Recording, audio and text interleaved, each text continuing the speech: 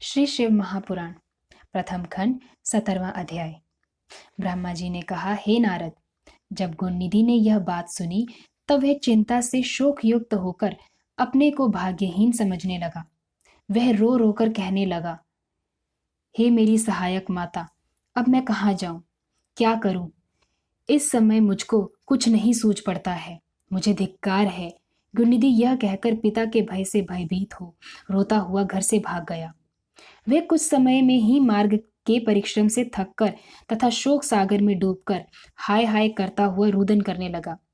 रोते रोते वह कहता, हे मेरी माता, मैं अब कहाँ जाऊं और क्या करूं? मुझे कोई उपाय नहीं सूझता। मैं विद्या से हीन हूं, जो मुझको इस समय में लाभदायक होती।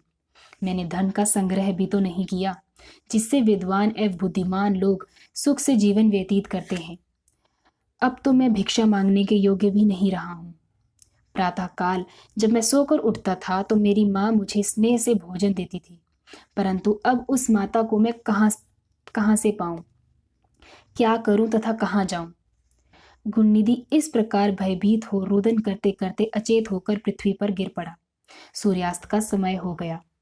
कुछ समय पश्चात वह सचेत होकर पुनः इसी चिंता में डूबा हुआ था कि इतने में एक शिव भक्त पुरुष शिव जी की पूजा के लिए उधर से निकला। उसके पास पूजन के लिए अनेक प्रकार की सामग्री तथा शिव जी के लिए भांति भांति के नैवेद्य थे। उसके साथ कुछ अन्य शिव भक्त भी थे। उस दिन शिवरात्रि थी, जिसमें मनुष्य व्रत करके मुक्ति प्राप्त करते हैं। यह शिवरात्रि सब व्रतों में श्रेष्ठ, अत्यंत सुखदायक, स्वयं शिव जी को अति प्रिय है। मूर्ख भी इस व्रत को करके अपने मनोरथ सिद्ध कर चुके हैं। जिस प्रकार शिव जी समस्त देवताओं को सुख प्रदान करते हैं, उसी प्रकार यह व्रत भी मनुष्यों को सुख प्रदान कर इस अपार संसार के क्षणों तथा बंधनों से मुक्त कर देता है। ऐसे परम शिवरात्रि व्रत को रखे हुए वे मनुष्य शिवालय में चले गए। जो पुरुष अनेक प्रकार के नैवेद्य एवं व्यंजन अपने साथ लाया था, उसकी सुगंधी पाकर गुणनिधि, जो बहुत भूखा था, विचार करने लगा कि रात्रि के समय जब ये लोग शिव जी को अर्पण करेंगे तथा सो जाएंगे, उस समय मैं इस सुगंधित भोजन को वहां से उठा लूंगा। गुणनिधि अपने मन में यह विचार कर उन्हीं लोगों के साथ चल दिया तथा शिवालय के ऊपर जाकर ठहर गया। शिव भक्त ने सच्चे हृदय से अनेक प्रकार से शिव जी की पूजा की। फिर वह भक्ति में खोकर नृत्य करने लगे। गुणनिधि ऊपर से यह सब देखता रहा। वह अपने मन में कहता था कि यदि इनकी दृष्टि क्षीण हो जाए तो मैं अपना काम करूं। कुछ समय पश्चात वे सब शिव भक्त ऊँघ गए। तब गुणनिधि सबको निद्रावस्था में देखकर शीघ्र ही शिवालय में जाकर धीरे धीरे दबे पांव नैवेद्य के पास जा पहुंचा। अंधेरा होने के कारण उसने प्रकाश करने के निमित्त धीरे से अपना वस्त्र फाड़कर बत्ती बनाई और उसको जलाया। उसके प्रकाश से सब व्यंजन उठा लिए तथा उन्हें लेकर वहां से प्रसन्नता पूर्वक शीघ्र ही बाहर निकल गया।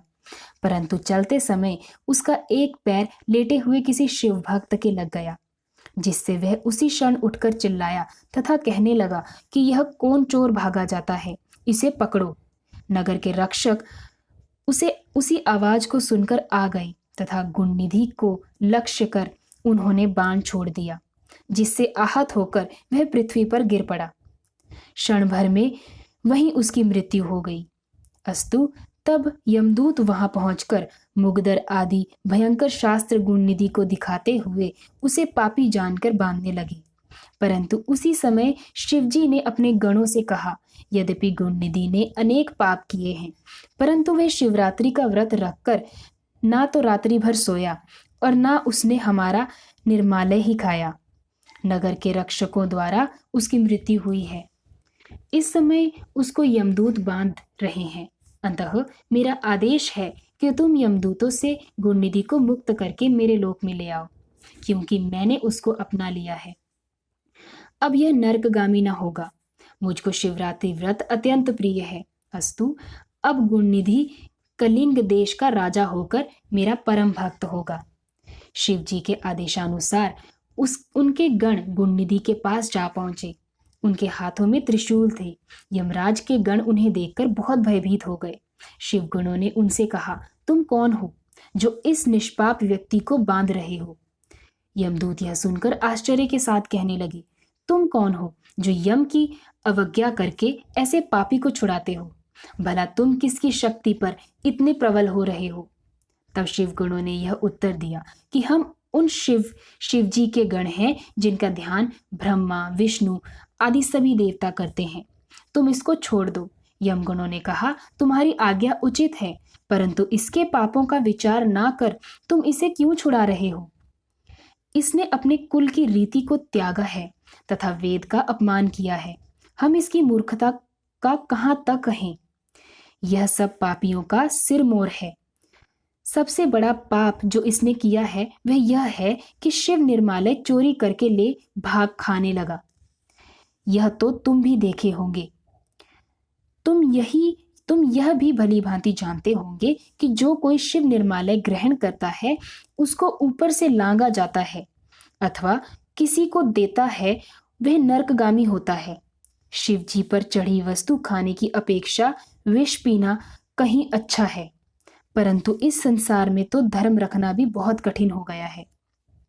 शिवगणों ने यमगणों के मुख से यह शब्द सुनकर उत्तर दिया, यमदूतों, यह ब्राह्मण पुत्र निष्पाप हो चुका है। इसने सबसे बड़ा धर्म यह किया है कि इसने शिव मंदिर में जाकर अपना वस्त्र फाड़ा तथा उससे दिया जलाकर प्रकाश किया।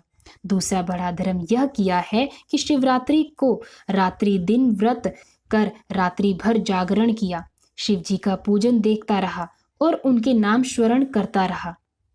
यद्यपि यह धर्म इससे अचानक ही हुआ, परंतु इसको पुण्य लाभ हुआ है।